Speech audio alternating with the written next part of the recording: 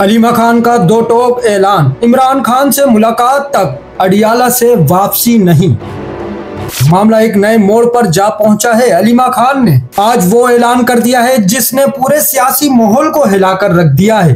अलीमा खान ने वाजे कर दिया है वो कल इस वक्त तक वापसी नहीं आएंगे। हम इसको इस्तेमाल करेंगे, इन्होंने मारना है, गोलियां चलानी है, टीयर गैस करनी है, जो मर्जी कर लें। ये गैर कानूनी काम कर रहे हैं, हम नहीं कर रहे। हमारा हक है, दुनिया का लीडर है इमरान खान, शर्म आनी चाहिए इन लोगों को जो इसके साथ कर रहे हैं। और मुझे ना बताएं कि जेलर क्या कह रहे हैं और सारी दुनिया क्या, इनकी हुकूमत के लोग क्या कह रहे हैं।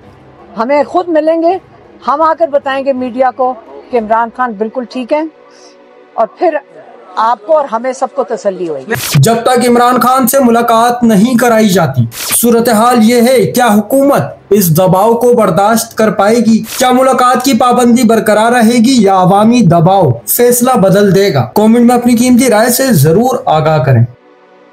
चैनल को सब्सक्राइब करें, फॉलो करें, वीडियो को लाइक और शेयर करें। शुक्रिया।